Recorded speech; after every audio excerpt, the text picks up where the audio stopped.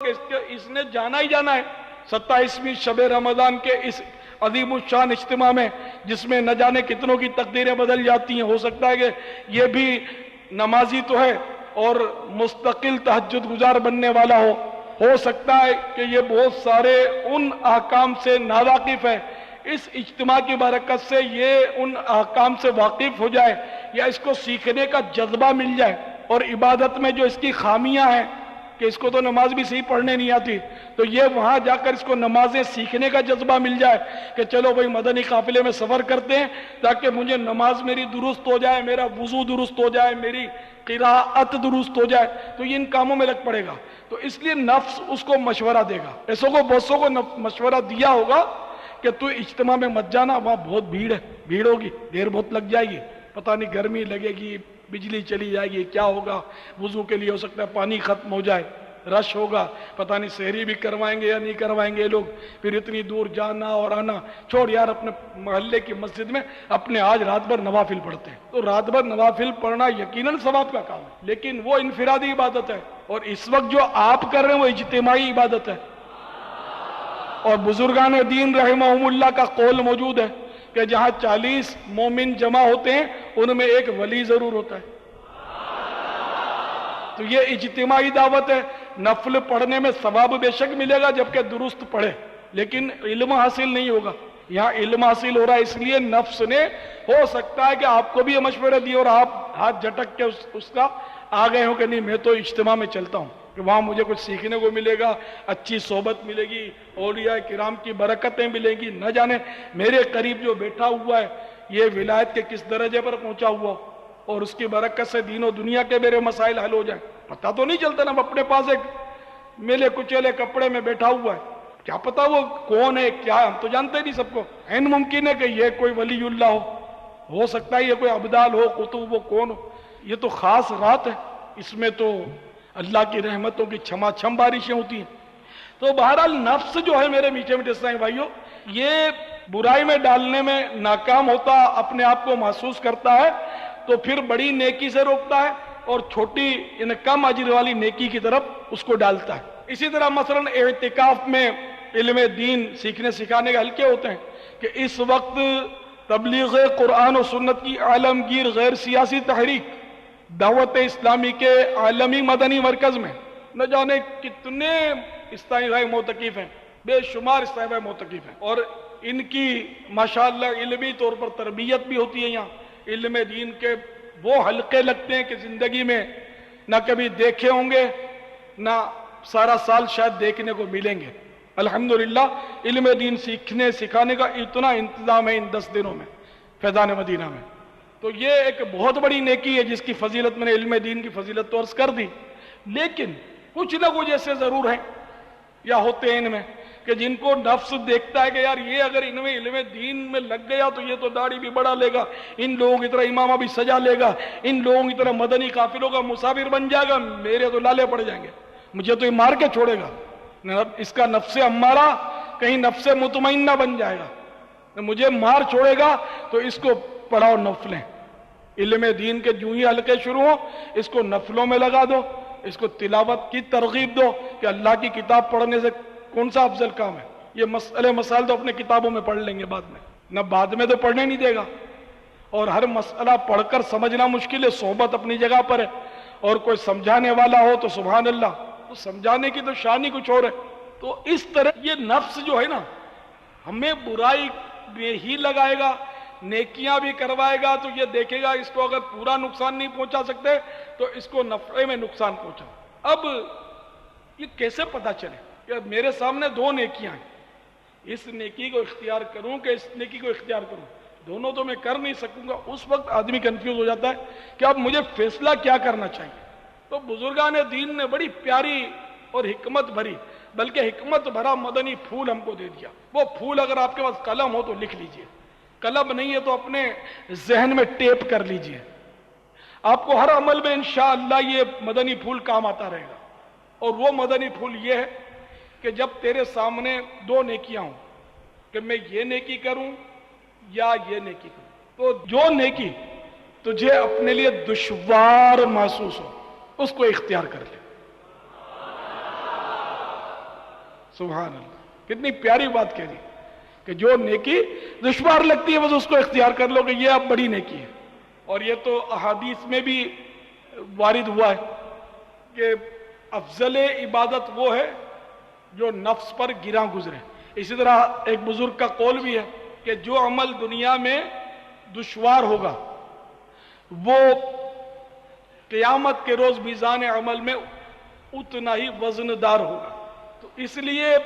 یہ مدنی پھول اگر ذہن میں آ جائے نا تو انشاءاللہ بیڑا پار ہو جائے. اب مثال کے طور پر یوں سمجھو کہ آپ کے پاس 100 روپے ہیں اور یہ آپ چاہتے ہیں کہ رائے خدا میں خرچ کر دوں. آپ کے سامنے 2 مصارف ہیں اس کے. ایک تو مصرف یہ ہے کہ آپ کا کوئی دوست ہے، وہ بیچارہ تنگ دست ہے، آپ چاہتے ہیں کہ اس کو میں یہ دے دوں. اور دوسری طرف یہ کہ آپ کے قریب ہی مسجد ہے، اس مسجد کی پیٹی میں ڈال دوں، چندے کی پیٹی میں، یا قریب ہی مدرسۃ المدینہ ہے، جامعۃ المدینہ ہے، میں اس میں بھجوا دوں. اب 2 صورتیں. اب اس پہ غور کریں کہ نفس پر گراں کون سا گزرتا ہے.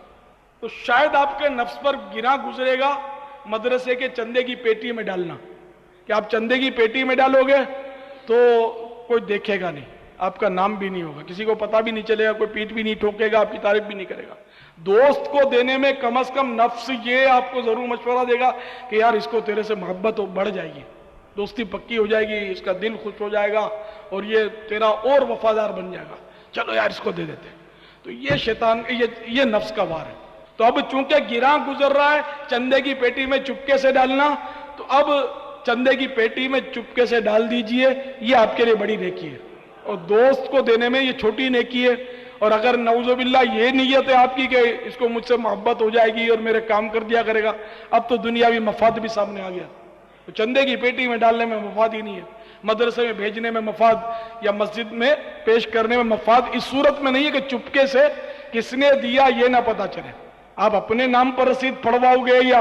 اپنا اظہار کر کے دو گے کہ 4 آدمیوں کو پتا چلے کہ ماں بدولت نے چندہ دیا، تو پھر ثواب کو تلاش کرتے رہو، پھر بڑا مشکل ہے. بلکہ ریاکاری میں پڑ گئے تو پھر اس کی تباہ کاریاں بہت خطرناک ہیں. تو یہ بھی ممکن ہے کہ آپ اگر کسی کو اس طرح دینا بھی چاہتے ہیں تو انڈائریکٹ کسی نے دیا ہے، جھوٹ بھی نہ بولے، ایک مسلمان کی طرف سے، یا چپکے سے وہ پیٹی میں ڈال دیا تو پتہ ہی نہ چلے، صندوق میں کس کو نہ پتہ چلے کہ کیا ہے کس کا. تو یہ موقع کی مناسبت سے اس طرح کا فیصلہ کر سکتا ہے جس کو رضا الہی کی تلاش ہے. اب جس کا ذہن نہیں ہے تو اس کو تو یہی خواہش ہوتی ہے کہ میں مسجد میں اگر چندہ دوں تو میرا نام لے کر دعا ہو جائے. پھر دعا بھی کی جاتی کہ فلاں نے اتنا چندہ دیا، اس کے لیے یہ دعا، فلاں نے پنکھا لگا دیا، اس کے لیے دعا کرو کہ بچہ اس کا تندرست ہو جائے، اور فلاں نے مسجد میں کارپیٹ بچھا دیے، بیچارہ بے اولاد ہے، اس کو دعا کرو کہ اللہ نیک اولاد دے دے. اس طرح نام لے کر دعائیں ہوتی ہیں. ثواب نہ جانے ملے گا یا نہیں ملے گا، اب جیسی نیت ویسی مراد. تو نفس کی چال جو ہے نا یہ بہت خطرناک ہے اور یہ آدمی کو بہت مصیبت میں ڈالتا ہے. چنانچہ نفس کی خواہش کو ترک کر دینا بہت عظیم ثواب ہے. حضرت سیدنا ابو سلیمان دارانی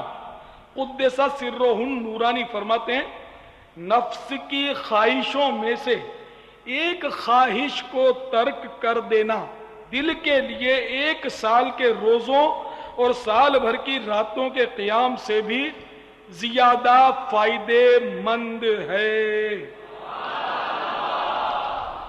اور جو لوگ نفس کی کاٹ کرتے ہیں ان کے لیے تو بڑا عظیم ثواب رکھا گیا ہے. چنانچہ سورۃ النازعات کی آیت نمبر 41 میں ارشاد ہوتا ہے، پارہ 30واں، وَأَمَّا مَنْ خَافَ مَقَامَ رَبِّهِ وَنَهَى النَّفْسَ عَنِ الْهَوَىٰ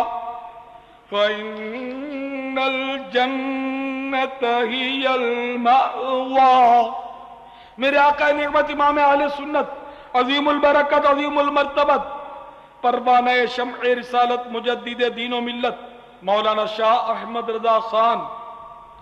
علیہ رحمت الرحمن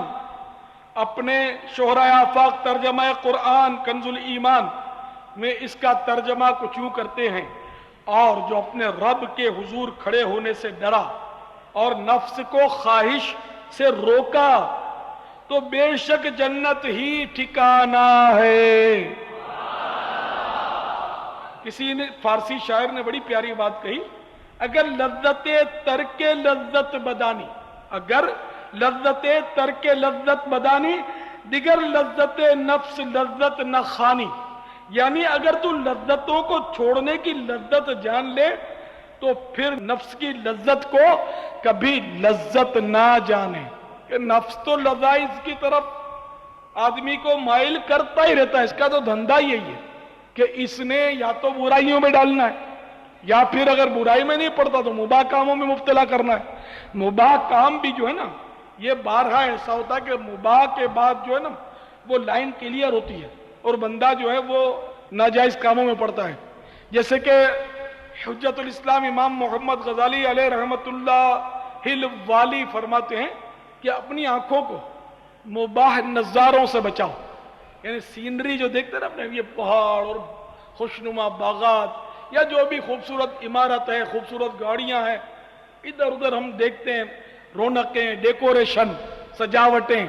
یہ دیکھنا سب ہے جائز، جن میں کوئی مانع ہوئی شریعت موجود نہ ہو، لیکن امام غزالی رحمت اللہ تعالی علیہ فرماتے ہیں کہ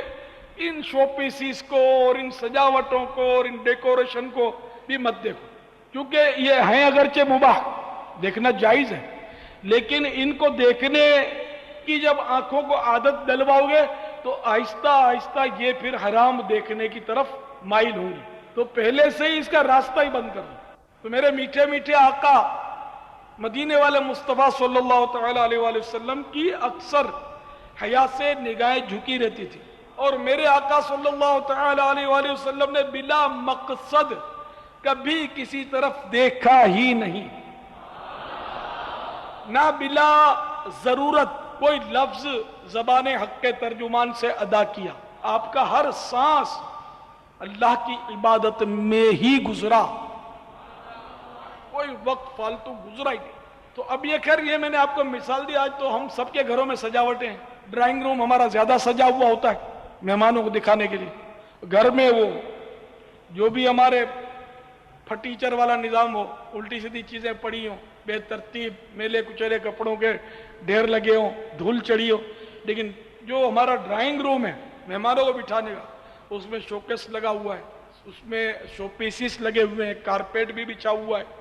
صوفہ سیٹ بھی رکھے ہوئے ہیں، یہ عموماً سب کے گھروں میں ہوتا ہے، میں اس کو ناجائز نہیں کہہ رہا، لیکن میں ایک بات کر رہا ہوں کہ ہم تو خود ہی اس میں مبتلا ہیں، اپنی آنکھوں کو بچائیں گے کہ دوسروں کو دیکھنے کی ہم تو دعوت دے رہے ہیں، تو سجائے اسی لیے کہ لوگ دیکھیں، اگر ہمارے پاس سارے نابینا آنے والے ہوتے تو ہم تھوڑی صفائیاں کرتے اور یہ سجاوٹیں کرتے اور اس پر ہزاروں یا لاکھوں روپے، لوگ لاکھوں روپے ڈیکوریشن پر صرف کرتے اپنے سجاوٹوں پر،